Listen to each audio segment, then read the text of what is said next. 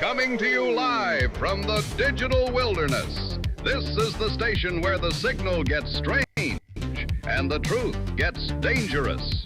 With unhinged rants and raw monthly call-ins, host, the nomadic schizoanalytical mustelid himself, the Otter. You are tuned in to SchizoFringe Radio. Get ready to take a dive into the fringe. Okay, guys. Okay. That was a little chaotic on the setup. Next time will be smooth as silk. Don't you worry. So we got some things to go through today. We've got the alien files. But we're also going to go through some classic ufology. We're going to go through the most compelling clips because the stuff we got, not too impressive. But we're going to go through it little by little. We're going to do a little debunk. We're going to take a closer look at the most interesting clips. But before we do all that, we got some slop for you. Are you ready for the slop, guys? This is going to be crazy. Slop of the month. Let's hit it. Are you ready for your slop, sir?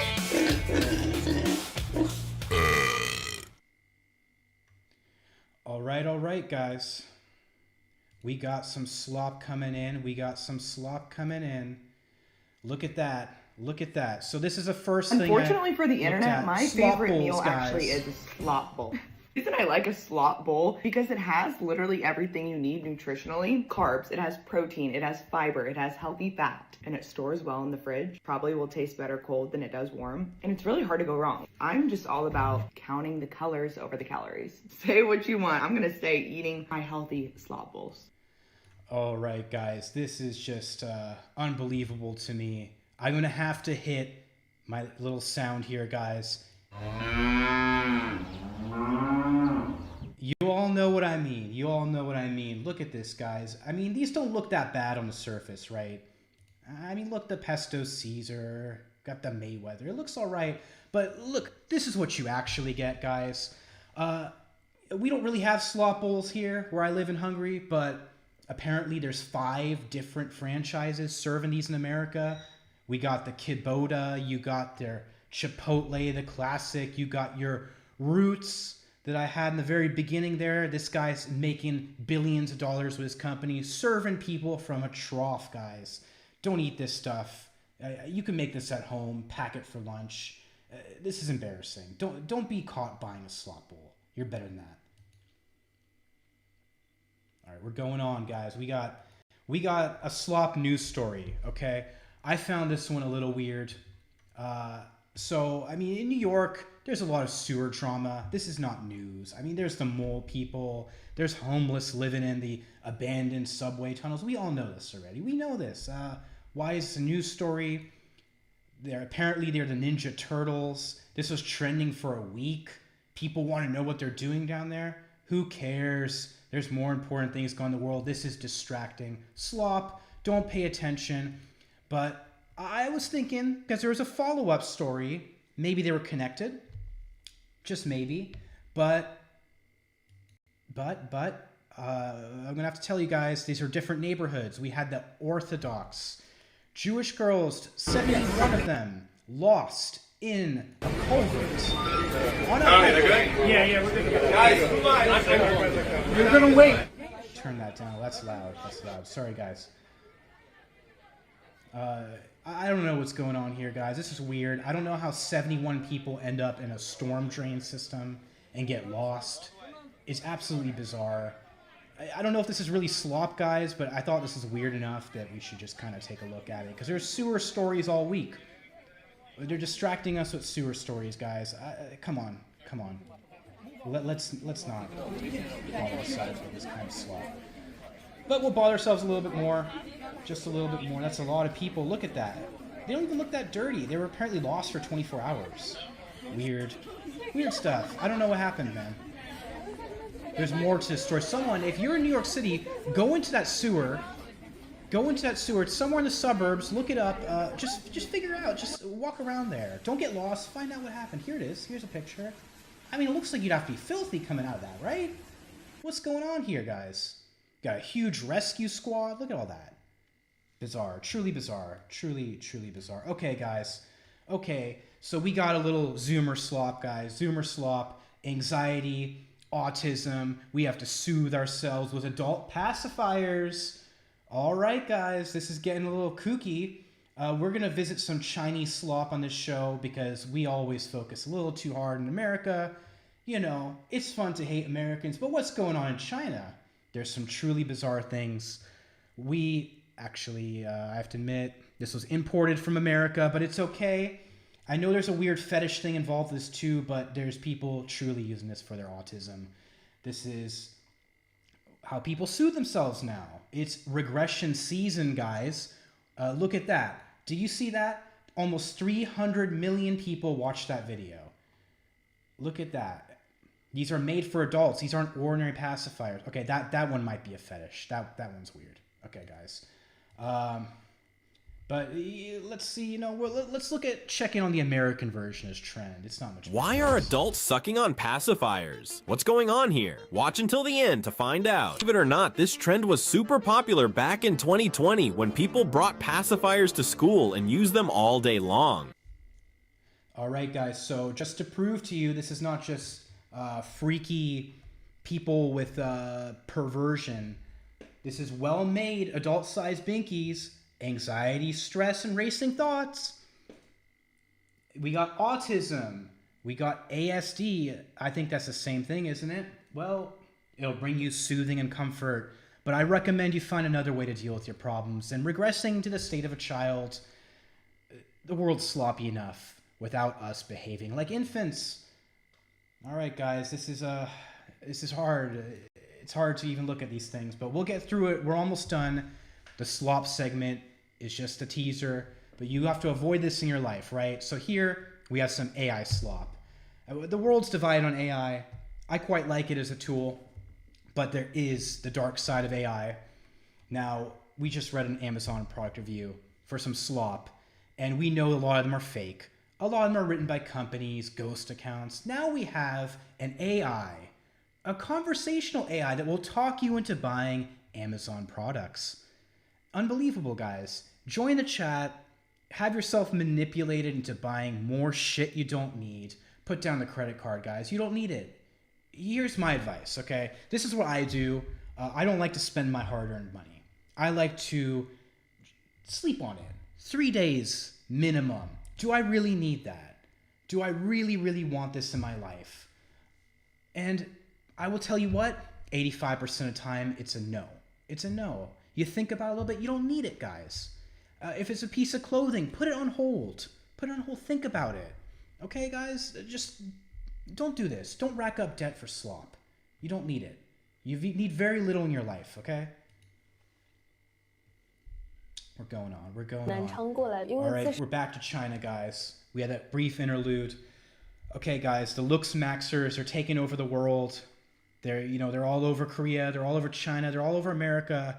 The plastic surgeries are mounting. I now see lip fillers all over Budapest. It's an invasion, guys. And now we have more dangerous things. We have fox eye surgery. What's that? Okay, we gotta pull up our eyes to our temples so our eyes look bigger and we can't even close them at night.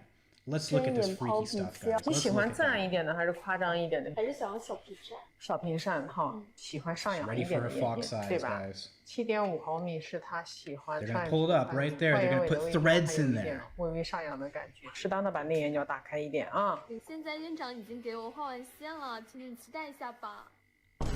She already has the under eye surgery too. They add these puffy bags to make you look young. Yeah, look at that. See, she's crying. She can't close her eyes. They're all red. Look at that, guys. Look at that. That's just, it's unnatural, guys.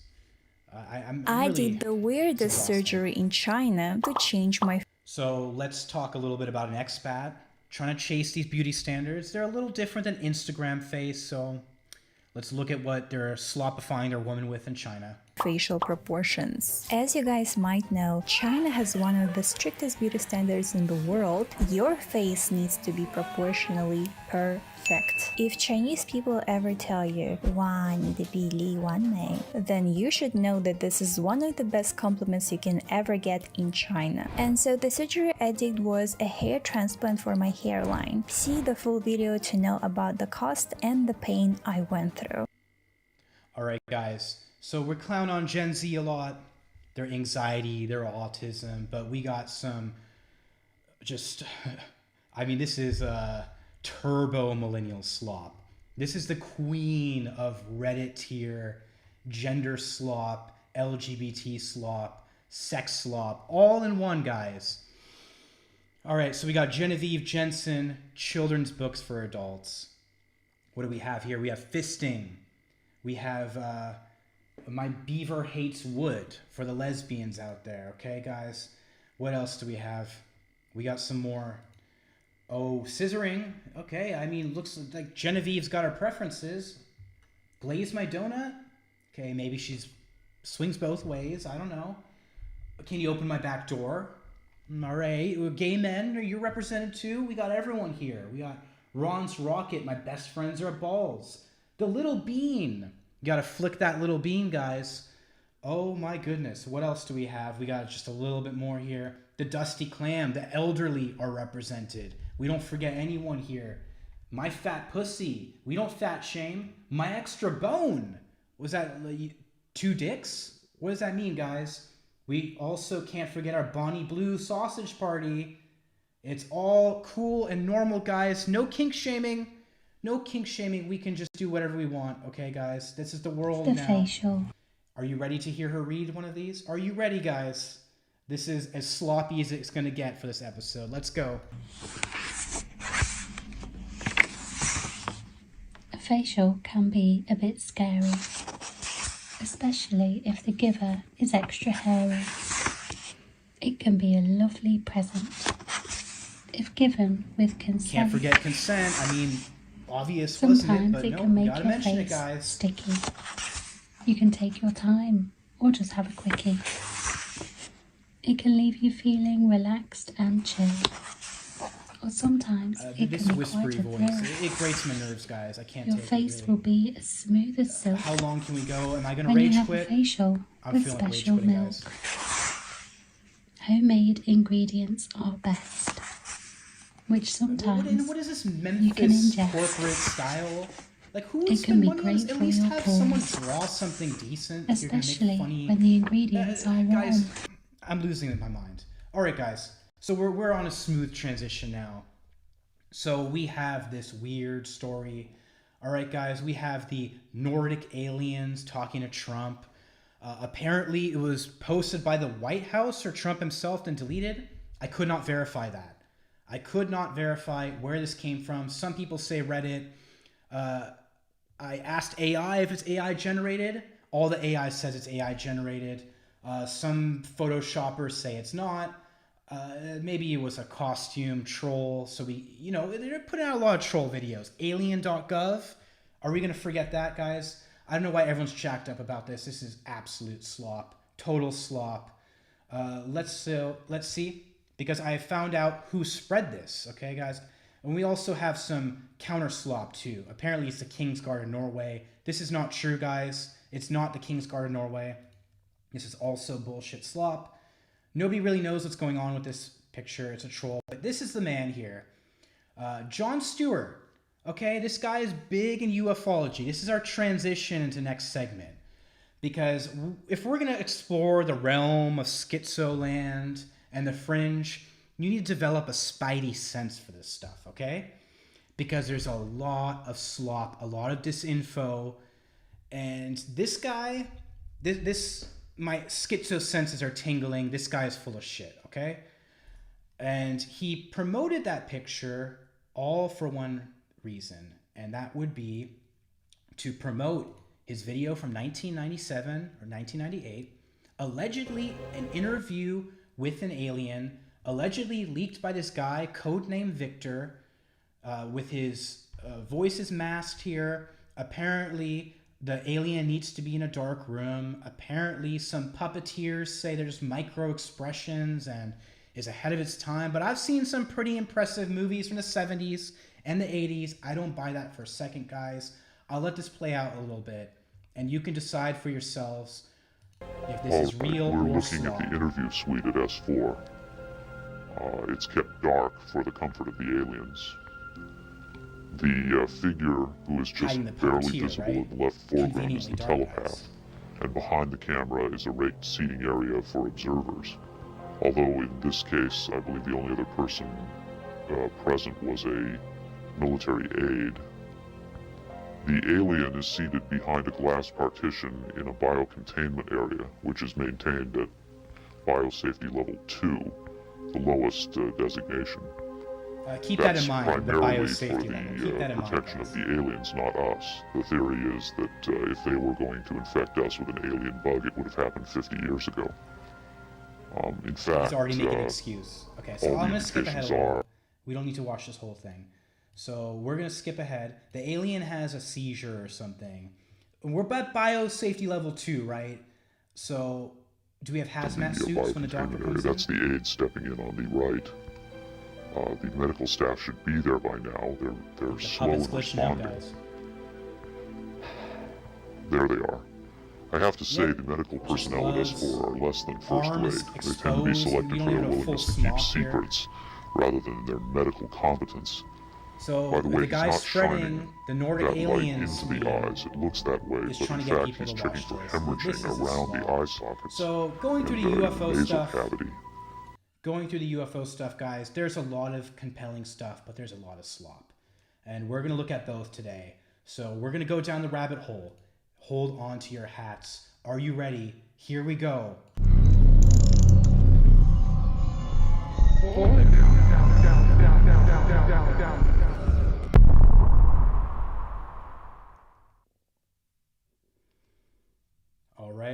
All right. Oh no, guys. Unfortunately, Are you ready for your slop, sir? Oh no, guys. We had a bad transition. I'm sorry, guys. What is going on here? My OBS is acting up. I apologize, guys. Yeah, we got it now. So that was airport in Kazakhstan. Not too noteworthy, guys. It's a glow in the distance. But here's what's been trending this week. The orbs. The orange orbs. These are somewhat interesting. I just want to show these. They were going around on Twitter. The previous Alien releases, 1 and 2, didn't get as much attention. They're more interesting, though. We're going to go through that as well. These were in the northeastern United States. Recorded on someone's iPhone. Here's another one. This was actually in the vicinity of the previous video. Similar time frame. But, we have ball lightning. We have all kinds of effects in the weather. In Thailand, they have fireballs that shoot out of the swamp. Nobody knows how they work. They call it Naga fireballs. Is that aliens under the water? I don't think so, guys. Some things are not aliens. I thought this was really uninteresting. Absolutely uninteresting. But we're going to have some things coming up next. So, yeah, there it is. Just glowing there. Who knows? That could just be ball lightning, guys. I'm not convinced. I am not convinced. But this one was all over. All right, guys. Coming up next, I should have cut this one a little shorter, but it's okay. We're getting there. We're getting there. Oh, we're lingering on this shot, man. Well, at least you know that there's probably not too much digital fakery or something like that. That's looking pretty good. Because there's actually no chain of custody with most of this stuff. If you look at the descriptions. So it's already in a dubious area. They've actually blocked out the telemetry to make the debunkers have a more difficult time. If we have the telemetry, we can guesstimate if it's a parallax effect. We can see how fast the plane or the drone was moving in relation to the object. We have none of that. The most interesting video, though, we'll get to at the end, is Syrian acceleration. That one was leaked about 2 years ago, and we do have telemetry for it, so we can talk about that one a little bit. Yeah, this is all very strange, guys. So here we have actually, now we're getting to the compelling stuff. So we're going to start a little bit back in time. This is 1949 here, and this is Manhattan Project storage facility, but this report also goes back and documents things before this report was put out. A lot of talk about the fireballs. So I may have knocked on those fireballs, but there was a tremendous amount of sightings of these fireballs near nuclear storage facilities. It's a bit odd, so take what you want from that. We have some of those brilliant physicists in the world documenting this. And we actually have over 216 of these guys in this 5-year period. So this actually led to Project Bluebeam, where the US government was obsessed with UFOs and tracking them. As you can see, we have information here about the fireballs. You can see that on screen right there. You can pause that if you want to read a little bit. There may be something to do with the fireballs because it's all too many in one location. Truly weird, truly weird. So here we have the report. We have just the beginnings. So, and now let's move on. 216. You can read every page in the documents on the UFO.gov. Now let's go on. So here's a picture actually. This was the only picture in the documents. Here is your orb of light. So it's similar. It's similar to what that man caught in, was that 2014 or 2024? That previous clip. All right, guys. So now we're going to go back to another fireball clip. Okay? Oh, Project Grudge, rather, not Bluebeam. Project Grudge was the first one. Project Bluebeam was the second one in the 80s. So... or the 50s rather, 50s. So we start off with Grudge, we're investigating UFOs, and then we're investigating even harder. So here we go. So now we have an eyewitness testimony, guys. This was reported here. So we have one of these is a pilot. He said he saw these balls in a T formation, but then we have other orbs spawning from that one. And then we have this man who also saw it on the street level. And this is an artistic depiction. This was going around Twitter as if this is actually footage. This is an artistic depiction, actually, guys. So we don't actually know if this is 100% real, but we have 2 different reports of it. I'm trying to go back a little bit. I'm sorry, guys. Here we go. So we have the orbs are spawning out. This is what he reported to the US government. They took his testimony. This was an FBI agent or a police officer, one of the two. So somewhat credible source, I suppose. You know, the feds aren't always credible, but maybe more credible than a random jamoke. All right, guys, so now we're getting into the UFO releases 0, 2, and 01, the original ones that nobody gave a shit about. So we have a spherical orb. We're going to look at more orbs. This one is erratic movement. So it's moving somewhat strangely here. Take what you will of that, guys. Is it a craft? Human crafts don't quite move like that. Or is it something else? Something else entirely? Or is it the parallax effect? The parallax effect. For example, if you hold your thumb out and you close your eyes and it jumps, but it happens with a single lens too. Relativity, you're moving relative to an object. The light bounces off, and when you pass it, it may appear something is moving quicker than it is. We have no telemetry. We cannot determine for so many of these clips, guys. This is the frustration. There's no telemetry. We don't know where the drone was moving. If it was circling this object, it would definitely be the parallax effect. If it's a flyby, it's a little stranger. We have something pulsating, guys. A pulsating orb over the water. Oh, shiny, shiny. All right, guys. This looks like a balloon to me. Mylar balloons. Shiny foil material, guys. I'm not convinced. The wind blowing a mylar balloon over the ocean. Do you really think? Look at the telemetry is hidden again. I mean, what are we protecting here, guys? I mean, they even cover the telemetry on the previously leaked files. Seems like slop to me, guys. Seems like slop. We're going to go through a lot of these, guys. We're going to go through a lot of these, but let's move this one along a bit. So here we have one in color. So we're over the ocean, guys. We're over the ocean, guys, here. Let's see. We're going to zoom in on something. I'm going to zoom in. What do we have? Do we have a mylar balloon again?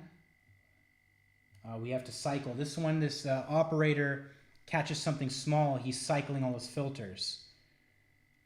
There it is. Right there in the corner. He's going to swing back to it. There it is. It looks like it's moving erratically. Oh, there's another one. There's another one. He's following it now. He's following it.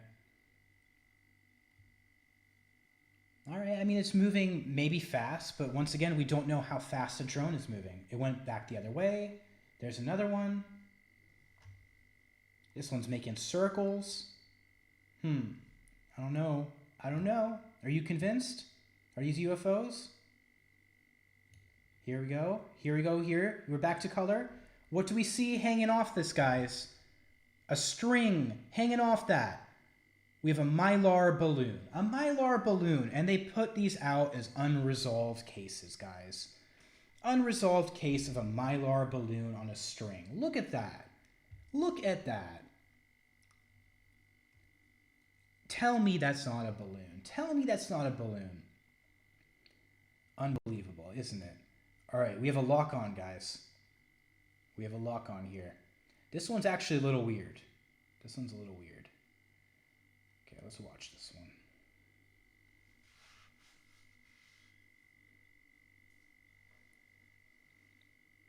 Okay, it's going to happen soon. Going to happen. So it's going to pass closer to the reticle. There it goes. So it's diving over the water like that. Okay. So here we go. Now we get to see a little closer. Go back a little bit if we can. Let's see, guys. I mean, it's a little weird. It's a little blob shaped. I don't know, guys. I thought that one was a little weird. So here we go, though. Here we go. So we have balloons. We have mylar balloons. They actually put this out as unresolved. This one was shot down. Redacted call sign. Redacted weapon system. They don't even want to tell us what they shot it with. It's on a string, a balloon on a string. Wait for it. Pop. You see that? It's a balloon. This is the UFO files, guys. This is the UFO. Okay, now, we got, apparently these are submerged, and then they come out again, but they don't show us that part. It jumps to this clip. So we don't actually see these re-submerging out of the water. They're moving in a formation of sorts. One's off to the side, 3 in a row. They seem to be moving fast, but once again, no telemetry. We don't know. We have no idea. Okay, let's move on. Let's move on. All right, guys. So, you know what I think these things are? This one's a resolved case. Do you notice these look similar to some of the previous clips? These are birds, guys. These are birds they thought were UFOs, and they resolved this case. That's a flock of birds. This is what they look like. We're using forward-looking infrared cameras, guys. So this is heat signatures. Sometimes from the distance you don't see the wing beats of the bird. They appear as dots. So here is a closer look. You see the geese, but as they go off into the distance, the wing beats are actually less discernible. That's just in someone's backyard right there. All right, so now let's look at this. So we have another erratic moving ball. All right, guys, what circles around over the ocean? What's looking for prey? Okay, you know, and this one's going to land in the water. I think we have some creatures out there on the earth who land in the water, right? Maybe it's a flock of them, guys. It looks like we have 3 birds. I mean, you can almost see like that could be a wing. It looks a little similar to the bird in the distance from the previous clip, doesn't it? So I think we've solved half these UFO files already, guys. Balloons and birds. All right, let's cut ahead a little bit. It's just embarrassing, isn't it? There's another one. Now circling around. Reminds me of a certain cheeky little critter in the ocean. Now this one's gonna land. Oh, he touched the water. Maybe he's grabbing a fish. There he goes. He lands right there in the water. I think I've seen some gulls do that before. Seen videos of gulls doing that in the middle of the ocean too.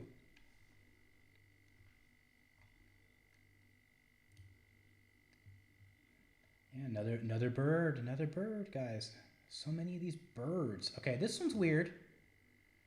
This one's a little weird. It looks kind of almost like a figure.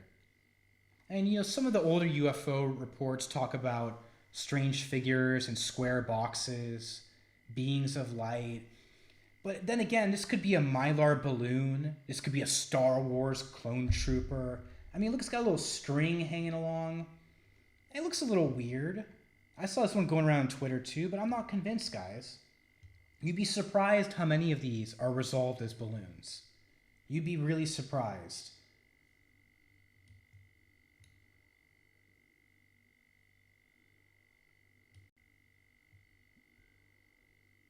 So we have another weird one. So this one appears to be moving quickly, but we also have it on a string again. Once again, how fast is the drone moving? I mean, it looks sped up. This clip looks sped up. There is no chain of custody on this one. Was this tampered with? How fast was the wind blowing? How fast is the drone moving relative to this object? That's a balloon, guys. That's a balloon. Let's move on. Let's get to something juicy.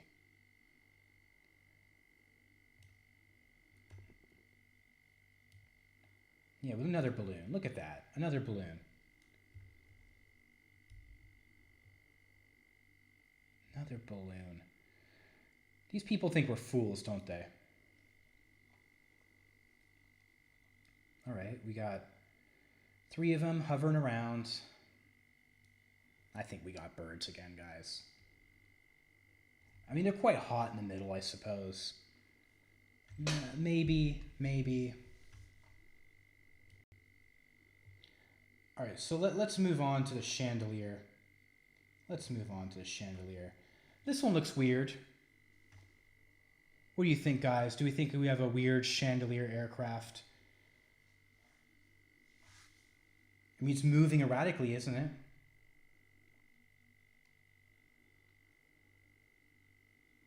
Making little zigzags and loop-de-loops.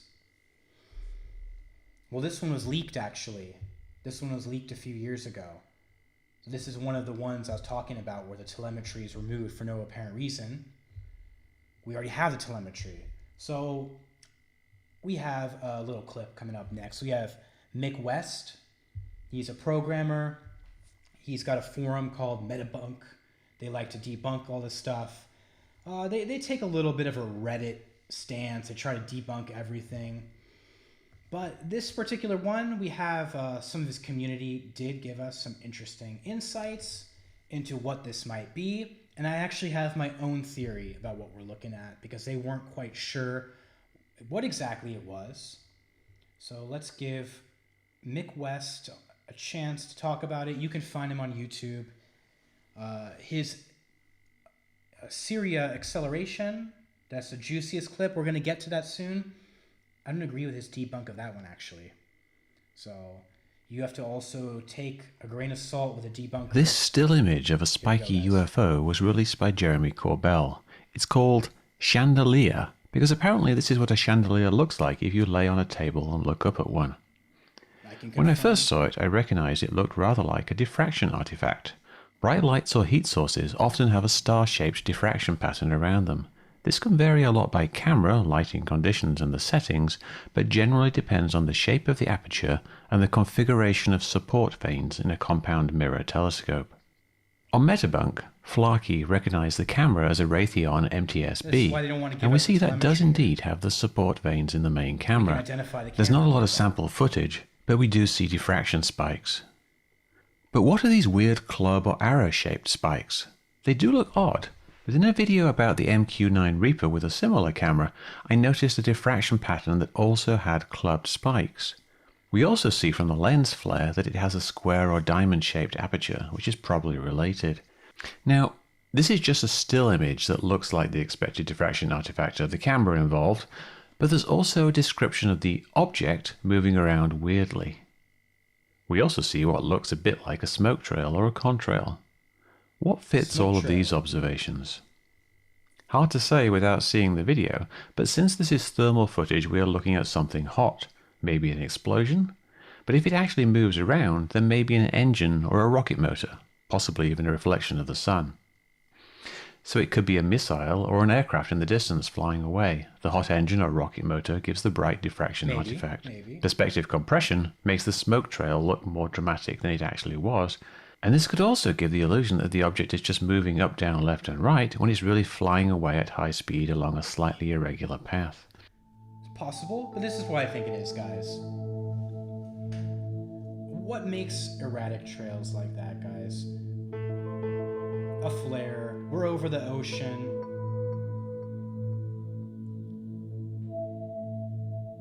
Someone may have launched a flare. Spooky.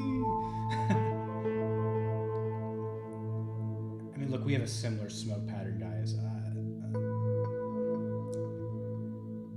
I mean, people are posting this one like it's some kind of chandelier-shaped spacecraft. Alright guys, we're getting to the juicy stuff now. I hope that wasn't too much suffering, but I just wanted to show you guys that a lot of this stuff is just bunk. Truly just bunk. They know it's a balloon, but they put it out there anyway. So here's our very interesting one, the Syrian acceleration video. Instant acceleration. Wait for it.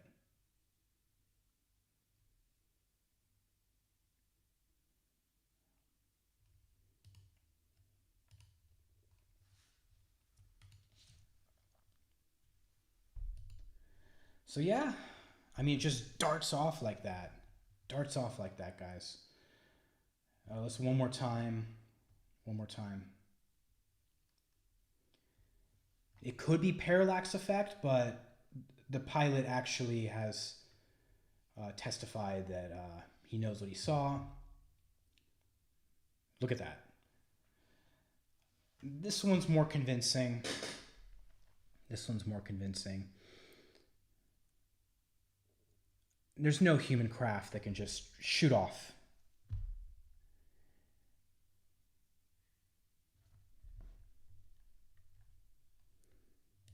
All right, we don't need to slow it down that much. So now, guys, we're going into things that are not on the UFO releases. These are classic videos, guys. These are the absolute most interesting things. And these most interesting things are way, way, way more compelling than what we've previously seen. So buckle up. There's actually some juicy things here, guys. This one is over the airport in Puerto Rico. This is moving quite fast. And it looks like our classic tic-tac shape. This is from 2014-ish. Maybe a drone, but do we really have drones in that shape back then? Do we have drones in that shape now? That is not confirmed. It's a bit interesting. But it's going to get weirder, guys. We're just warming up here. We're just warming up, okay?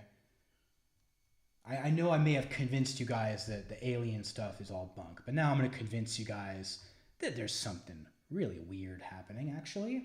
Very weird.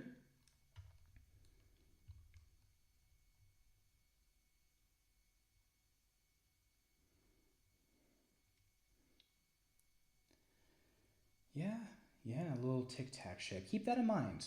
Keep the tic-tac shape in mind. It's important. And for my European listeners, we have tic-tacs here. You know, little candies.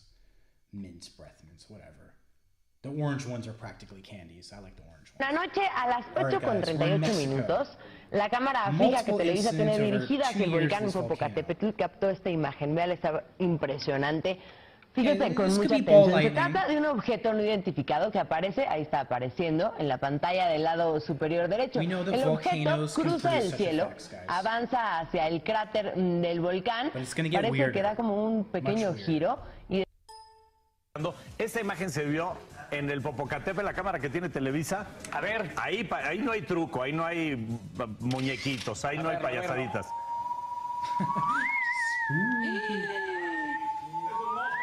So we have our cigar shape. Another shape that keeps coming up in Popocatépetl llevaba varios días tranquilos hasta ayer por la tarde cuando registró una fuerte exhalación. Pero tras la exhalación se registró algo que no sé qué sea, no sé cómo explicarlo. Vamos a verlo juntos. Miren lo que cae en el cráter. Now we got the weird one, guys. Y luego look at that. A cigar diving into the volcano. That don't look like no ball lightning to me, my friends. Ahí está esto que cae en el cráter. Ante esto no se lo presenté ayer porque buscamos especialistas que hasta hoy nos dieron estas explicaciones. Estas son imágenes captadas por la cámara de Televisa ubicada en el cerro Alzomoni, muy cerca del volcán Popocatépetl. Según especialistas, se trata de un objeto de aproximadamente 1 kilómetro de largo por 200 metros de ancho. No se puede apreciar de dónde viene, pero con una velocidad mayor a la de un avión, pareciera que entra al cráter. Así se ve de cerca. Okay, I should turn that down a little. Talking over rapid Spanish, guys. All right, guys. So here we go. We have the Chilean Navy declassified this clip. This one's a little weird. We have our tic-tac shape again. So bear in mind we got our tic-tac shape again. But this one's especially weird. I've never seen this in any other clip. This tic-tac is going to spray a strange aerosol into the sky. So we have the damn aliens are spraying crap into our atmosphere too, not just the contrails and chemtrails. We got the aliens doing it too. Maybe they're helping us, guys. Maybe they're preventing climate change. Who knows, guys? I don't know what the hell this is. This is weird. Look at that. Look at that. All right. I don't know what to make of it. Look at that. That's a huge... And it's not a typical contrail, is it? It's like bulbous almost, spreading out. Very odd. We have the operator cycling in a few different zooms too. So you know it's not a camera trick. He's trying all different settings, guys. And look, it just hangs out in the sky like that. Look at that. It's a little weird, guys. Because if it was a contrail, it would keep going with the plane. So here. So these tic-tac shapes and cigar shapes. When did we first see these? Not a lot of people know this unless you're deep in ufology. 1896. Okay, guys? We have in San Francisco the very first UFO sighting. And it was said to be a cigar shape. The artistic depiction has propellers. Some witnesses did not claim propellers. This is not how propellers were put on airships back in the day anyway. The first airship was not launched until 2 years later. It was built in Europe, if I'm not mistaken. There was one that was just a balloon on straps about 50 years before that, but it never went commercial. So the first commercial grade rigid airship happened 1901, 1902. This was 1896, guys. So this is odd. This doesn't make complete sense unless there was some kind of operation secret. But why would they do that? People wanted to make the news back then. You had World Fair, the Wright brothers. People were trying to make the world first. They wanted to be the guy known for that achievement, that feat of engineering. So we have our first UFO before the turn of the century, guys. Okay, so now we're getting into the real interesting stuff, guys. We have the Nimitz Tic Tac over San Diego, and we're also going to hear the testimony of this pilot, all right?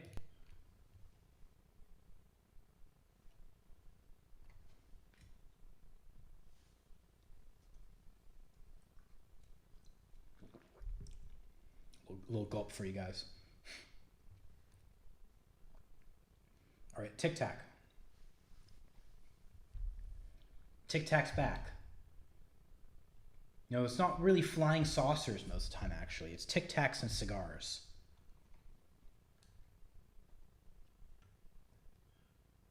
Okay, so I just want to put the full clip out there. We're going to cycle a few different settings on the camera. We have our telemetry too. The telemetry makes this one much harder to bunk. So here we go. We have our testimony, guys. I'm going to let this play out. I'm not going to talk. It was about 12,000. As we pulled nose onto the object, within about a half mile of it, it rapidly accelerated in front of us and disappeared. Our wingmen, roughly 8,000 feet above us, lost contact also. We immediately turned back to see where the whitewater was at, and it was gone also. So as we started to turn back towards the east, the controller came up and said, "Sir, you're not going to believe this, but that thing is at your cat point, roughly 60 miles away in less than a minute. You can calculate the speed." We returned to Nimitz. We were taking off our gear. We were talking to one of my crews that was getting... So that's the USS Nimitz. It's an aircraft carrier, and they were doing training exercise in San Diego. Ready to launch. We mentioned it to them, and they went out and luckily got the video that you see, that 90-second video. What you don't see is the radar tape that was never released, and we don't know where it's at, of the active jamming that the object put on an APG-73 radar, and I can get into modes later if you're interested. What is shocking to us is that the incident was never investigated. None of my crew were ever questioned. Tapes were never taken, and after a couple days, it turned into a great story with friends. It wasn't until 2009 until Jay Stratton had contacted me to investigate. Unbeknownst to all, he was part of the ATIP program in the Pentagon led by Lou Elizondo. Did you see any source of propulsion from the flying object, including on any potential thermal scans from your aircraft? No, there's none. There's no IR plume coming out, and Chad, who took the video, went through all. So no human craft is known not to have some sort of propulsion system heat signature. I mean, we have to burn fuel, right? You would see a hotter spot, but all the EO, which is black and white TV, and the IR modes, and there's no visible signs of propulsion. It's just sitting in space at 20,000 feet. So now we have Go Fast, and this one was on the eastern seaboard of the United States. We have an FA-18 Super Hornet, and the person who filmed this is not going to be the man who gave the testimony, actually. The man who gives the testimony was actually in the adjacent plane. So here we go. He's tracking it. He's trying to lock on, but it's moving very fast. Nickel 6-1 Tango Logic, over. Oh, got it! Woohoo! Roger, there's troubleshooting. Did you box moving target? No, I took an auto track. Oh, okay. Oh my gosh, dude. Wow, look at it fly! So we can hear the pilots, they're excited about it. Like, this is an object that they've detected. It's probably not the parallax effect. It's really hard to explain away that particular clip, but people have tried. Now we have the most interesting clip of all. This one, I'll let it speak for itself. This is Gimbal. This is the same area, filmed around the same time. Dude, that is a fucking drone, bro. There's a whole fleet of them. Look on the ASA. A whole fleet of them. You hear that? Oh my gosh. Not just one. They're all going against the wind. The wind's 120 knots from the west. Look at that thing, dude.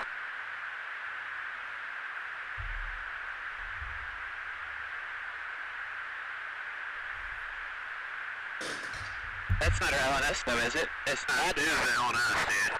Well, if there's like... Look at that thing. It's rotating.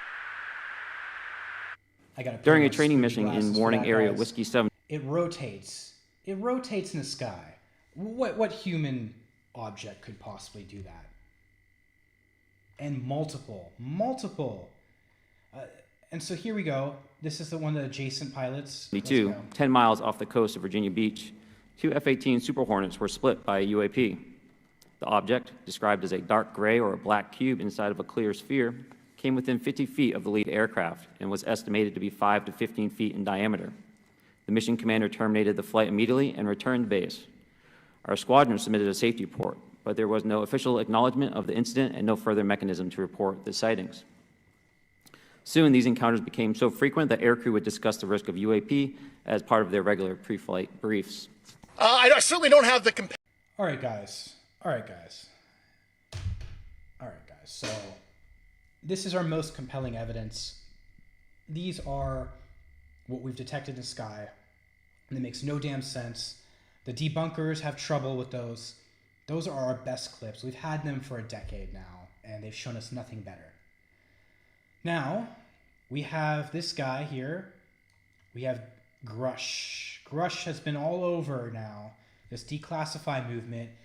He was part of the anomalous tracking agency of the United States. So they were investigating these particular incidents. They had access to classified materials other people don't have. So when he testifies in Congress, anonymous reporting organization. Sorry about that, guys. So he can't really speak about everything without breaking the rules. So he only speaks a little bit, but he said something weird the other day, guys. He said that there are known alien species. He said that there's been a recovered body from a spacecraft that was shot down. So here we go. Quick clip, guys. Quick clip. Endium, it's a continuum from corporeal, bipedal type life to, what I would consider as like sentient plasmoid life, but there are several. September 19, 1961. Okay, guys. Plasmoid life. I don't know, man. I don't trust these feds. I don't trust people who are working with the government and so adamant on disclosure. And then we also have our Steven Spielberg movie coming up, which kind of makes the timing of this all a little strange, doesn't it? You got to turn those schizo senses on. The spidey senses tingling. Why is the information being released in the way it is? Why did they make a joke of it with alien.gov? Why did they put out the movie? Are they trying to calm down the normies for information that's coming out? Or is it a bit more bullshit than we think? Are they trying to hide the fact that we have such spacecraft? Maybe the US government has advanced technology. I don't quite buy it, guys. I think our top physicists would have some information about that. We have brilliant minds on this planet who don't necessarily work for the US government. So we got to go back, though. So we have our alien species. You guys know the ones. We have our bug-eyed alien from the beginning, the Greys. We have our reptilians. They come up in the 1960s, popularized in the 1990s by David Icke. And we also have our energy beings. We have the Nordics.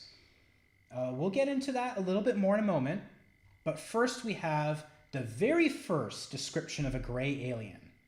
This lady was a civil rights activist, and she was allegedly abducted by aliens.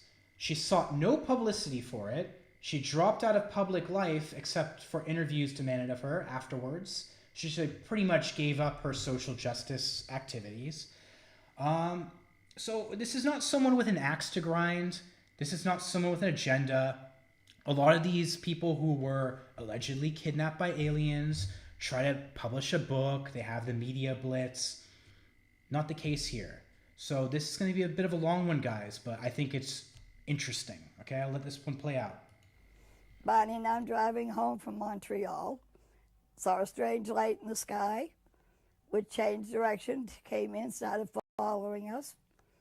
In an area known as Indian Head, it came out over the highway, stopped in midair, and Bonnie got out with the binoculars in an attempt to identify this craft. You know, the old-fashioned straw hats that men used to wear, the flat crown and the brim, that's what it was shaped like. And then along one side It had a big, big picture window. And it had dividers in it.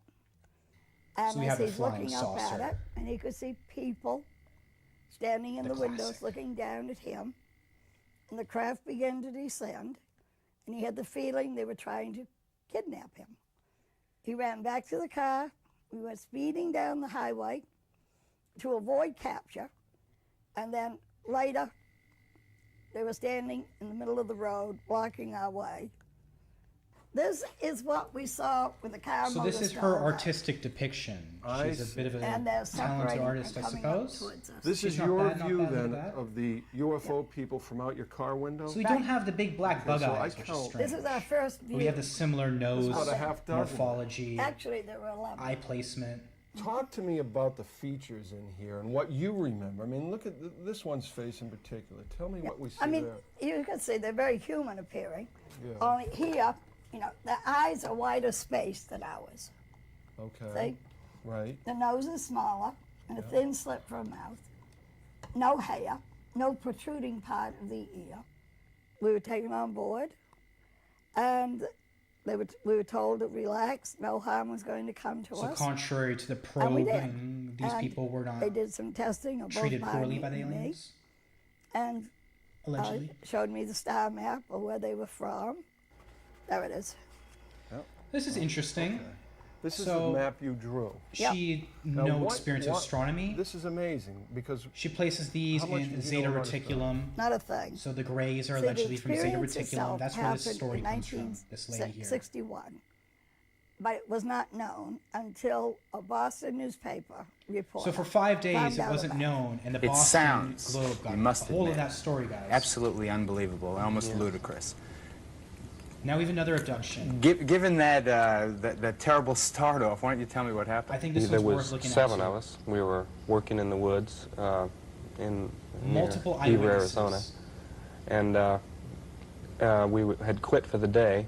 He disappeared and for 5 we were days. driving down this logging road, and it was just starting to get dark. It wasn't quite dark; it was about dusk. And one of the guys in the back says, "What's that?" And there was a light coming through the trees off to the right, up ahead. And when we got around this thicket of trees where we could see what it was this, this object hovering about 100 feet off the road. And, we stopped the truck, and we sat there watching it. And I got out, and I walked up closer to it, to get a closer look. What happened? Well, I jumped down behind this log, and as I raised up to go, I just felt a numbing shock. And I blacked out. And my friends in the truck said they saw a beam come out of the craft and strike me in the head and the chest and knock me back through the air about 10 feet there. And they panicked and ran, they drove off. Can I ask you, before you tell me the rest of the story, had you been taking any drugs on this day? No, I just put in 8 hours of very hard labor. Booze? Nope, I was not. This guy was on a work shift, guys. Hallucinating. They weren't just wandering around. Not crazy. Okay, what happened? When I finally became conscious, I looked around and I saw these 3 creatures standing over me. What'd they look like? They were a little under 5 feet tall. They had very large eyes, small nose, small mouth, small ears. Similar description? They were very pale skinned. They had no hair, no eyelashes. Were they human? No, I wouldn't say they were human. It was very horrible. I jumped up, and there was this thing laying across me. It fell off, and I knocked them away from me. And I staggered over against the table there, and I lashed out at them with this thing that was laying there. But they started towards me, and then they stopped, and then they turned around and left all at once, and that was the last I saw of them. 5 days later, guys. 5 days later. It's odd, isn't it? So we got Geraldo there. So let's talk a bit about these Nordic aliens real quick, guys. Let's talk about the Nordic aliens. I do believe I had a little image here. I do believe. Oh no, guys! I think my Nordic alien image. Corporeal bipedal type life to what I would consider like sentient. No, we got it. Okay, guys. So here we have our little grays. We heard enough about them. I gotta tell you what, I don't know much about the mantids, but we got to talk about the Nords, because that was trending this week, guys. The Nords. There's not really many eyewitness anything about this. This all comes from New Age channelers, guys. This is hippie shit, okay? This starts with Madame Blavatsky, Theosophy. I don't know if you guys are familiar with the root races, where they have your Aryans, your Hyperboreans, your Atlanteans, your us humans, etc. This book was put out in the turn of the century about. This led to a lot of New Age movements now. I mean, obviously that was a bit more racially charged. In the 1960s, the hippies took it in a different direction. And there was some groups called, for example, the Cassiopean experiment. These people would channel what they called 6 density beings, beings from another dimension. Apparently, if we go to the 4th dimension, we wouldn't understand it because we're 3D beings. Apparently, there's flatlander creatures in 2D. I don't know, guys. You can buy it or not. But what's interesting is that these channelers find that these beings are from the Pleiades, a star system very, very, very far from here. It would take thousands to millions of years to get there. This is what we're talking about, okay? We're not talking about these grays hanging out on our planet. We're talking about hippies talking to Nordics through their channeling them through their minds, letting the spirits take over their bodies, like the demonologist. So understand that this is a little weird, guys. All right, so we're gonna do the Schizo Hotline. Are you guys ready? Are you ready? We're done with the rabbit hole. I hope you enjoyed this quick little breeze through ufology, and I hope I piqued your curiosity, because there is a bit more if you want to dig.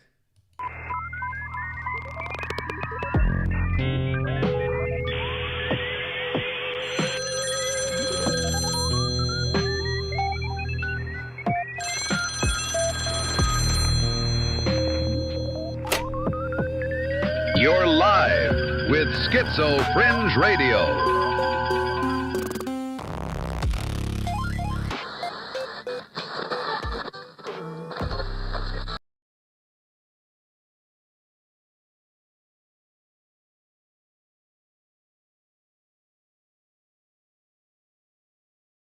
Oh, okay. I almost forgot to unmute myself, guys. OBS. It's a pain in the ass. But I'll get used to it.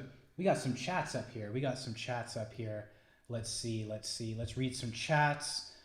People on Discord are hopping the hotline. We ran a little late today, guys. I'm sorry. I was having problems with the stream key earlier. What's strange that these are all cropped videos. Actual UGID systems would show you all the data. Exactly. No telemetry. It's bizarre. When did the geese start glowing with heat in the distance? There's actually some other videos if you take a look online. They are going to show you how the heat pulsates, but those were done with colored infrared. It wasn't this gray. I couldn't find a good gray infrared, just one-to-one match. So that wasn't working out for me, guys. I wanted to show you guys what it looks like on these cameras, and that's the best I could get you. Maybe someone with a physics degree, maybe someone who knows a little better than me can hop on and maybe talk to us next week on Schizo Hotline. All right, guys, so we're going to set some ground rules. If you want to be on Schizo Hotline next week, just DM me. We'll work something out, okay? Even if you're not a paid subscriber, if you support me, I am generous. Don't you worry, guys. I want you to have your chat. I want you to come on the hotline. But if you come in here and troll, I'm going to call tech support, and we're going to get your ass out of here. Tech support standing by. they're going to kick your ass out. Hey, disconnected. So they're ready, guys. They're ready. I got them over there in Bangalore. Got them for a few bucks an hour. Got my H-1B. If you guys, start donating to the podcast, then I can hire someone from a local country instead. All right, guys. So we have two guests. Let me unmute our first guest. Let's see. Oh, I don't know. Guys, can you hear the guest? No. There's something wrong. There's something wrong with our guest's microphone. Oh my, guys. Oh my. Here, I'm going to try. Oh, I know, I'm muted. Is that the problem? No, that's not the problem, guys. Okay, let's move our guest into the other channel. Sometimes my lock channel has problems. Hello, you're on SchizoFringe Radio and you are muted. You're muted. There's a problem with your audio. Guys. If there's anyone in the chat, throw me some messages. We're going to work out technical difficulties. Oh, our guest is talking. Hi, Order. Hey, hello. Welcome to SchizoFringe Radio. I wonder what is your opinion if we'll have any rather juicy releases or they will remain disappointing. Okay. Wow. I mean, we have female listeners on SchizoFringe Radio. That's amazing. I did not expect that, guys. So, yeah, I mean, it's hard to say. It's really hard to say because we had alien.gov. We have our illegal alien tracker after Trump was teasing that we're going to learn some information about real life aliens. But on the other hand, we have Grush talking about plasmid energy beings. And then also, I gotta say again, we have the Steven Spielberg movie, and it is a phenomenon called predictive programming. I know it sounds kooky a little bit, but sometimes they do prime the public for big events. They prime the public by putting out some movies. They put out some interesting things on the news. They use Discovery Channel. And they get the normies ready to accept the strange. Okay, so you have to bear that in mind. Trump put out that weird meme that seems almost like they're treating it like a joke. Maybe that's just to ease anxieties. I don't know, guys. I don't know. We're going to have to wait and see. There's apparently going to be more releases. They've been pretty disappointing so far. A decade ago, we had better stuff, but let's hope. Let's hope we get at least a picture of the alleged bodies. That would be cool. All right, so I think we have at least one other caller. Oh, we have two callers. Okay. So let's go with John Scott first. John Scott, you can unmute your microphone. Welcome to SchizoFringe Radio. Hello, John Scott. Okay, we may have some problems with John Scott's microphone. Schizophrenic Dreams, how are you doing, Schizophrenic Dreams? All right, How you doing? Dreams. Hello. Welcome to Schizofringe Radio. I am having trouble hearing you, my friend. Thank you so much for having me here. Can you hear me okay? The last caller. Can you hear me? I know the problem, actually. All right, guys. I can hear you, John Scott. Hello? Schizophrenic Dreams. You're live. We can hear you now.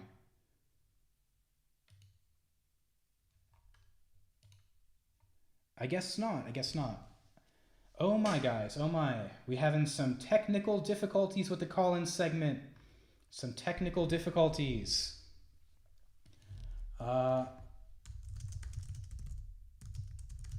right, guys. I'm sure we'll solve it. Let's mute him and unmute him. Oh, John Scott, we got you now. Testing. I'm here, but it appears. We got you. We can hear you. Oh no, we heard you for a moment there. We heard you. John Scott, we were having a problem. Okay, well, let's try Schizophrenic Dreams again. Schizophrenic Dreams, I mute and unmute you. Let's go. How you doing? Live, we hear you. Welcome to SchizoFringe Radio.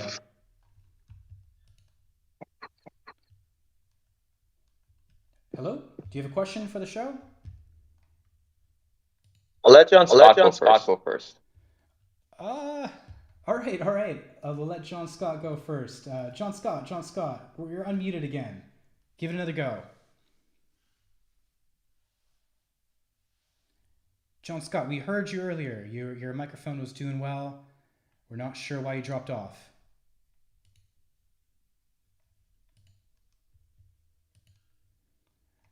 All right, guys. Well, Schizophrenic Dreams, just give it to us. We got a problem with John Scott's mic. Okay. Alrighty then. Let's try. Yeah, I really enjoyed the show. Wonderful. Yeah, thanks. Thank you. Yeah. Okay. Do you have a question? Yeah, I can hear myself, but I can't hear me coming through on the program. No shit. Oh, guys, that's a problem. Let's see. Let's do device channel 2. Let's see if this changes it. Can we hear you now? Oh, guys, I know the problem, guys. We have our output. We have to do black hole. No, this is a problem on Mac OS X, guys. Oh, Lord. Okay, just ask your question, and I will repeat it, caller. I will repeat it. Next time, we'll iron out these kinks. I don't think it can be fixed at the moment.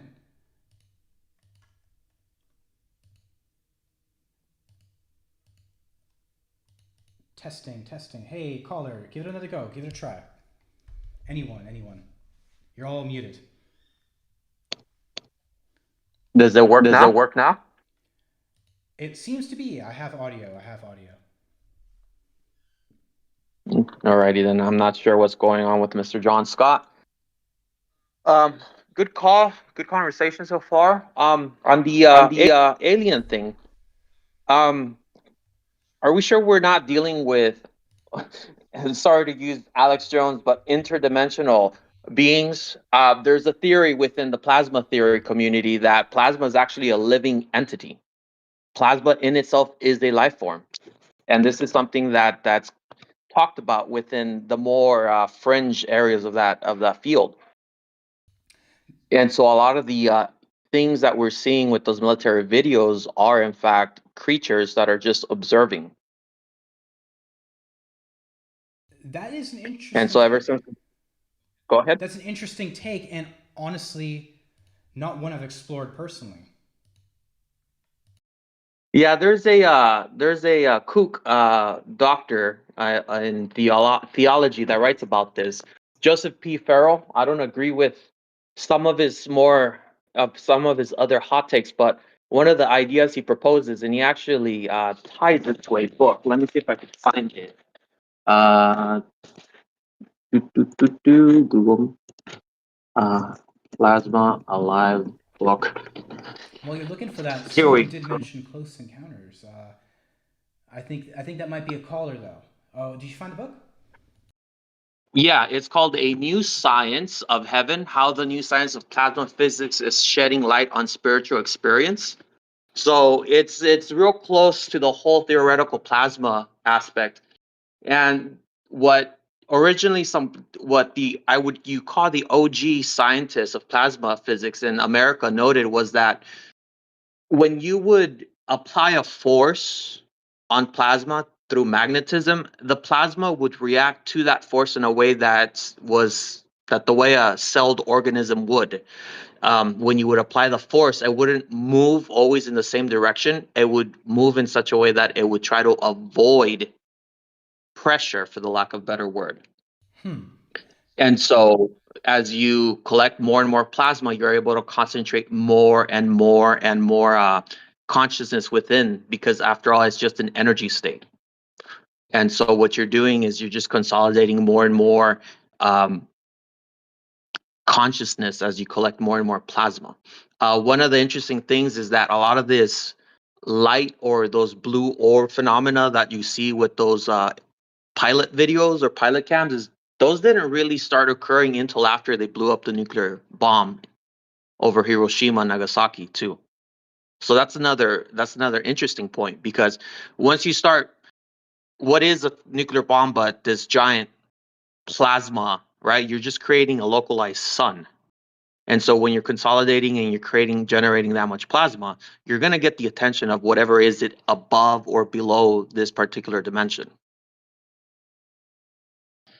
The interesting thing is that you can also tie this into Christian theology. There's a doctor of the church by the name of, I believe it's John of Damascus, and this Pharaoh character talks about that in one of his books, where he outlines that this doctor was practically talking about quantum physics in a much more abstract, ancient way of doing it.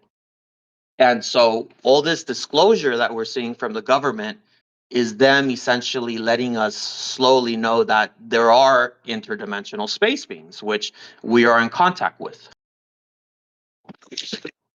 I tend to like this idea because I do believe that there are some sort of spiritual phenomenon out there, actually.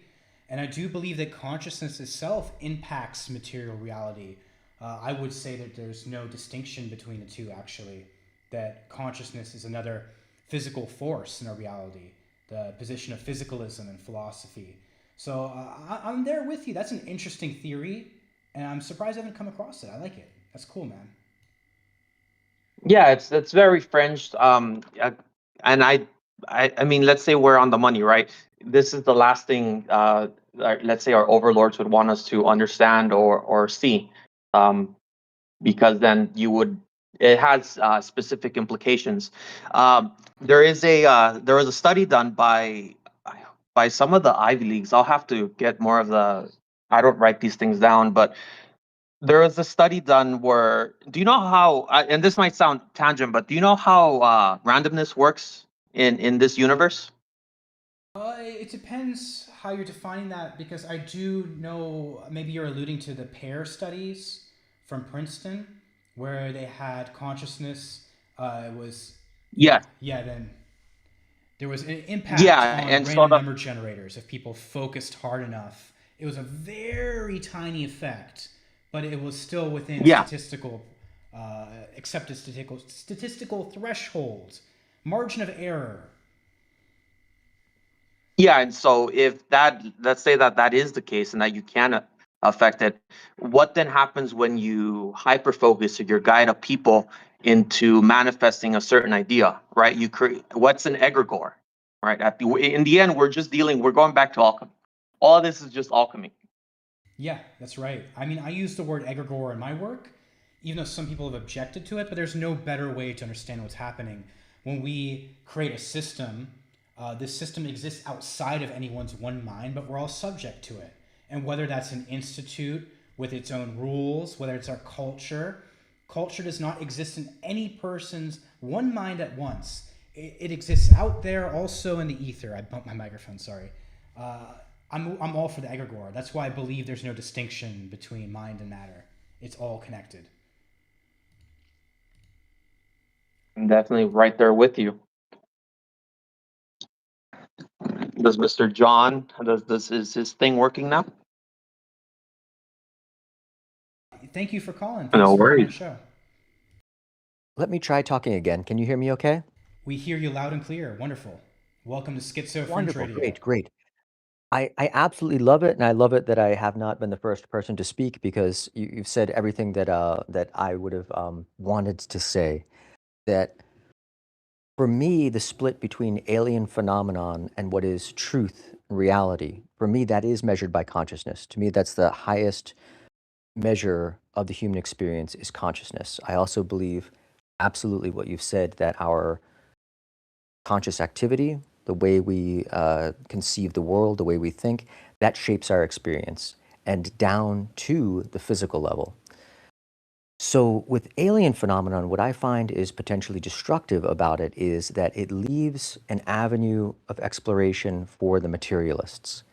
And not that I have anything against the materialist atheists, but I believe that the emphasis on aliens is so strong to divert the true experience that we're having as human beings individually, more or less, but we are all crossing the threshold. And in the 100-year-old Steinerific terms, Rudolf Steiner's terms, that as humanity passed the millennium, he said we have a choice, that we will either go insane or we will develop a means to deal with the spiritual phenomena as it's presented to us. And it is in the interest of the egregores, which I take as negative beings. I think that as Steiner described them, they are not interested in human freedom or human destiny. They're interested in their own expression, their own power, and their own experience on the earth, which they access parasitically through human consciousness. For me, the alien phenomena's greatest danger presents is exactly that it continues to present a world image that is purely material. It replaces religion or replaces the Bible. It says, aha, we have reached now beyond the threshold of science into not science fiction, but it's upgraded into scientific reality. It's scientism. The religion of scientism becomes complete with alien phenomena. The Bible doesn't mention aliens, these kinds of things. It's not part of that trajectory. And that is in the interest of what Steiner calls the Ahrimanic beings, the beings of materialism, which he said would plague humanity, especially after the turn of the millennium. Beyond that, I've had close friends that have had numerous alien contacts. And to me, my relationship with those people is very similar to people on the other end of the spectrum of my life, which is the people who are interested in spiritual phenomena, people who have encountered ghosts, or I haven't heard mention of these Nordic beings, but certainly there are people who are students of Steiner that talk about Vidar, for instance, this Nordic Baldur god, that this is a being that they say is accessible across the threshold. I personally don't have those kinds of experiences, but they say it's accessible to them, not through drugs or anything like that, but just through meditative practices. They encounter this being. To me, he reminds me of that these Nordic beings you talked about, connecting that to Blavatsky, so on and so forth. We go back in time to where materialism and spirituality had not split apart yet. But by the late 1800s, authors like Bulwer-Lytton and the works of Madame Blavatsky, John Worrell Keeley, he's a practical person who worked at the end of the 1800s with what was called etheric technology, stuff related to plasma, stuff related to the work of Victor Schauberger, zero gravity experiments, UFO stuff, hovercrafts. It's well documented that John Worrell Keeley built a hovercraft that was used by John Jacob Astor in the days before the Titanic sank. So prior to it was late 1800s, early 1900s, when John Jacob Astor was written up in the New York Times as flying around in the Long Island Sound on one of John Worrell Keeley's hovercrafts. John Worrell Keeley in the 1890s also talked about vaping, which we use today, and that was considered science fiction and a fraud and a hoax in the 2000s when I first read about this. Now we accept it as reality, that you can actually vaporize a substance with a small bit of electricity and smoke it. That was something that Keeley developed in the late 1800s, and he called it real technology or etheric technology. Madame Blavatsky spoke about John Worrell Keeley, so on and so forth. Then the split happened, and you go into materialism, quantum mechanics attached to aliens and all these kinds of things. So I think what we're seeing now is a remerging, that the spiritual conditions are such where it's just saying no. It's saying reality is reality, and alien reality is not it's not the future. It's not a reality. It's a diminished reality. It's interesting that you mention especially the energy being sucked out, because that is what David Icke was talking about with the reptilians. And Hollow Moon, where all our negative thoughts are trapped and sent to the hexagon on Saturn. Interesting. It's interesting thoughts. I mean, okay, so have you guys seen these videos of people, celebrities, politicians? You can just look up like reptilian compilation, and their eyes go to slits. You see scales pop on their face, and they claim it's video artifacts. Maybe, guys, but I've taken a lot of videos now. We're in the cell phone generation. I've never seen any such artifacts on my videos. I don't know, guys. The whole reptilian thing, it's not too kooky to me. I don't know if they're taking our energy to Saturn, but definitely having negative thoughts in your life has bad consequences. So it's doing something, and it's something we should be aware of. Well, yeah, there's the idea of the externalization of the hierarchy. And so you can externalize we collectively externalize the hierarchy. We can be moved to externalize a specific hierarchy, but what we carry on the inside, those negative thoughts, we do manifest them. And so what you're seeing right now is that, what they carry is they're two-faced reptilian people. And so you're going to see that manifest one way or the other. We're pretty much living in what I call the berserk timeline. I've yet to see Berserk if you're mentioning the anime. Yeah, read it and then just read the first arc, and then you'll see how that spiritual world manifests and merges with this nominal world. That's essentially what we're seeing right now. That's the easiest way to describe it. The art is the medium. Yeah, I do like when art can reveal some of the world. That's why I love literature. It's an insight into history as well. The great novelists have a better insight than a history book. You can feel that era. Hey, is Constantine there? Sorry to cut you off there, Schizophrenic Dreams. Is Constantine there? He's been waiting.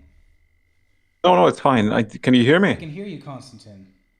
All right, great.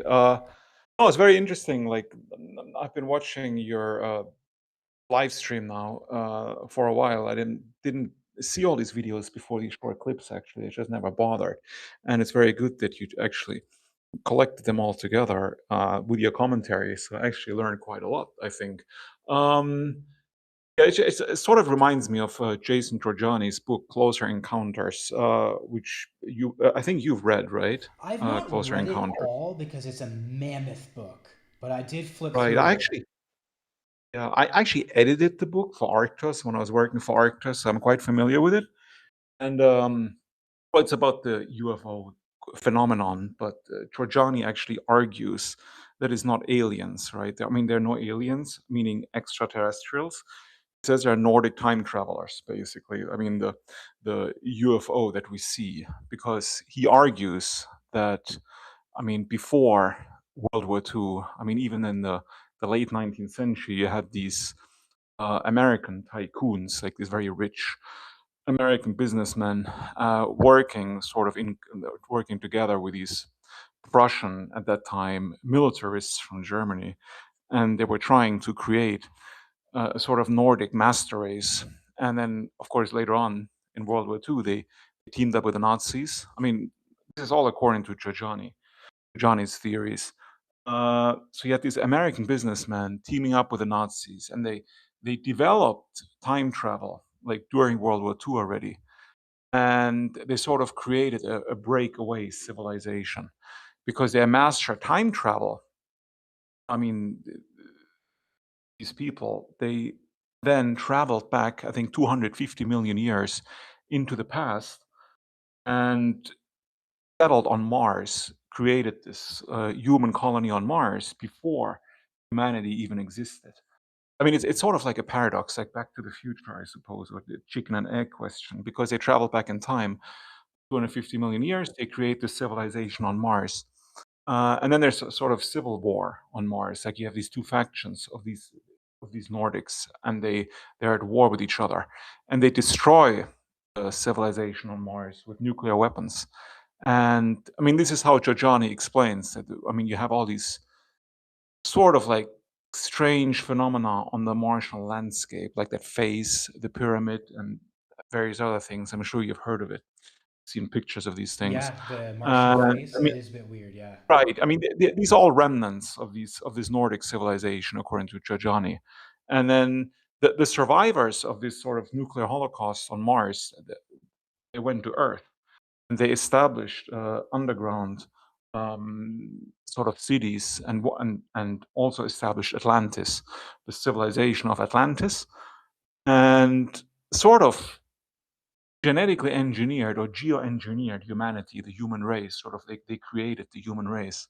I mean, they were humans themselves, but they were like Superman because they were highly advanced, already genetically engineered, and they sort of spawned humanity. And they themselves, the Nordics, wanted like total control over humanity, and this is why they created all these religions, and specifically Christianity, Islam, and Hinduism. Paganism, not so much. Because paganism, I guess, according to Giorgiani, like the pagan religions, especially the myth of Prometheus, is like stealing the fire and bringing the fire to humanity, like giving control back to mankind. This is the pagan tradition, according to Giorgiani. But then you have these control traditions, like Islam, Christianity, and Hinduism, that are basically created by this Nordic overlords to keep humanity in check, right? To control the human masses. And well, he also says that every time like mankind advances like too fast on the sort of evolutionary ladder, these Nordics, they create some kind of situation that sets mankind back on the evolutionary ladder. Like one example that he gives is the plague, the Black Death in the Middle Ages, which he says was an artificial virus created by the Nordics because they were already advancing too much. They wanted to like, again, throw them back, and successfully so. So he says that, I mean, the only way is basically to get rid of these control systems, especially Christianity in the West, according to Giorgiani. So, I mean, this is pretty much a theory in a nutshell. I mean, he also goes into various other things. I mean, was it a schizophrenic dreams? And John Scott mentioned already, and you yourself, you mentioned consciousness, right? And of course, consciousness is. I'm of the same opinion. I believe that consciousness supersedes everything, and obviously, consciousness exists separately from the brain or separately from the body. So, I mean, because the materialists, they believe that the brain is the creator of consciousness. That without the brain, consciousness ceases to exist. But I mean, there's a lot of circumstantial evidence that this is obviously not the case, that the brain is merely a vessel for consciousness, and consciousness continues to exist even after death. And actually, through Giorgiani, not in Closer in Closer Encounters, he also mentions it, but also some of his other books. I mean, I don't know if you've heard of these reincarnation studies by the I've read a few. University of They're quite interesting. in Charleston. It's like at University of Virginia in Charleston, they have a department. It's called the Division of Perceptual Studies, and it's been in existence for over half a century, over 50 years. And so what they've done is they've studied memories of children, memories of past lives of thousands of children from all over the world. So not just the United States, but also Asia, Europe, like everywhere. Like over 10,000 cases, I think they have on their files.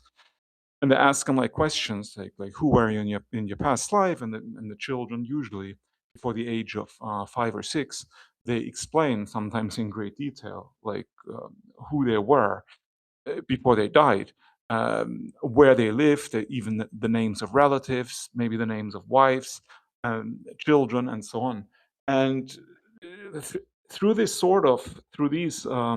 statements, researchers were able to track down like a lot of these people that the children mentioned and sort of piece these things together like a puzzle. And there's really no explanation. I mean, in some of these cases, how the children could possibly have known this, right?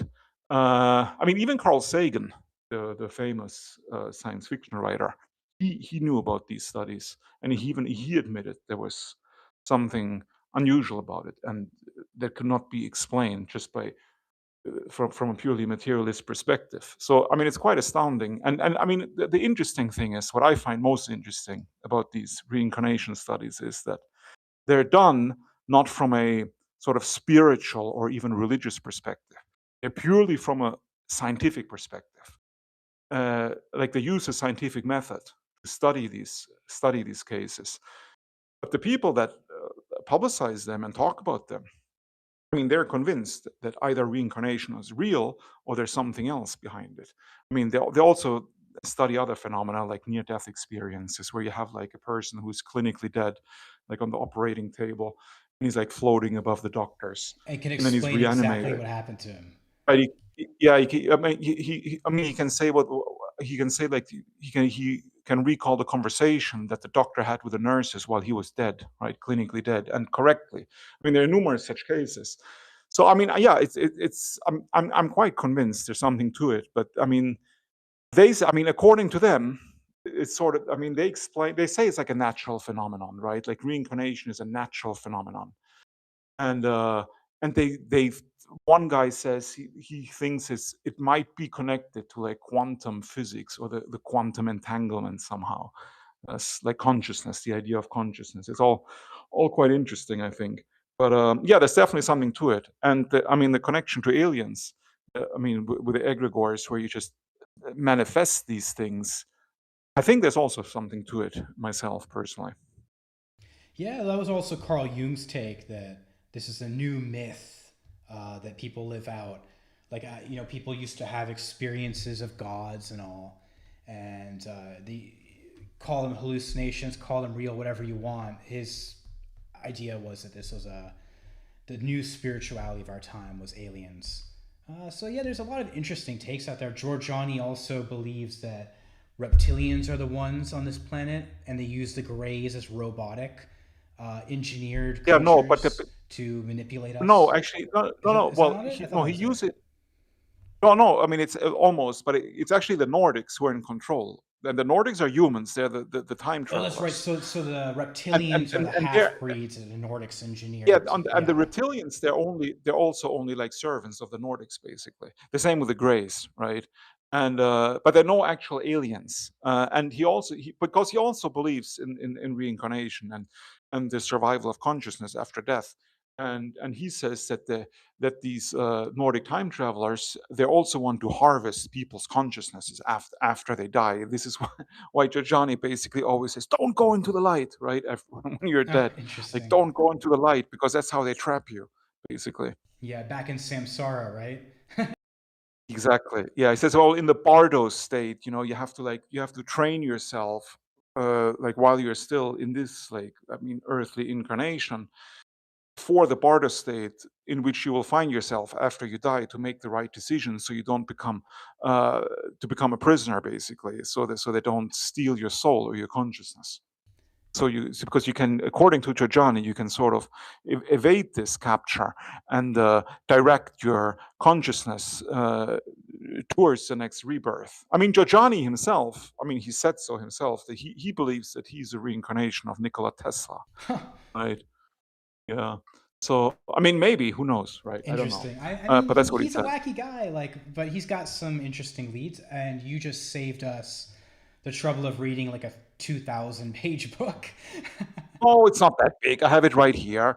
It's like, I mean, it's over 1,000. I mean, I know Giorgiani personally. He's a good friend of mine, actually. I've met him in person. Please, hold on a second. I'm just pulling it out right here.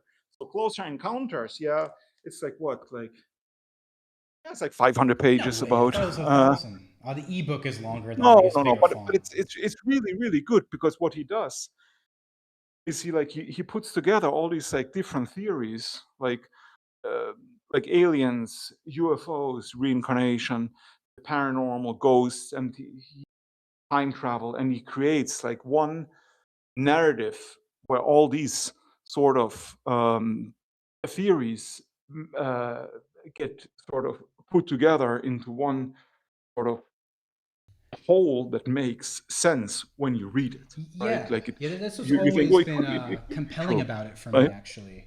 Obviously I haven't read the whole book, but it's interesting to me that that he's managed to take so many of these esoteric things I've read in other sources and combine them all. that also worries me in a way because it's almost too convenient. But I mean, you get like the whole starting point. You get a little taste of everything. I mean, I personally, I don't really believe it, right? I don't believe his theories. I find them compelling. I find them very interesting on a sort of esoteric level, but I don't really believe in these Nordic time travelers personally. And well, I asked him, like, I mean, other people also asked him, do you actually believe all these theories yourself? Or is it sort of like a metaphor? Is it meant to be read esoterically? And he pretty much says, no, it's meant to be taken literally. I mean, and esoterically. Basically both, Yeah, right? well, it makes I mean, it's sense. true, but you can also learn from it. That's the only way you guess, can deal with this philosophically. stuff. You have to take the truth out of it and take the rest with a grain of salt and figure out what makes sense to you and what doesn't. Right. I mean, I highly recommend the book, though. It's absolutely brilliantly written. It's just great food for thought, you know, even if you don't buy into everything that he like lays out, obviously. Unfortunately, I'm going to cut the hotline segment a little bit shorter than I liked to today just because I spent the whole day with technical difficulties. As you saw, we had some during the show, so I'm getting burnt out, guys. Next time we'll go longer, and so I thank all the callers for coming. It's been very interesting chats from all of you. I really appreciate that, guys. So until next time, this is a monthly show because I want to spend time with rich research for you all.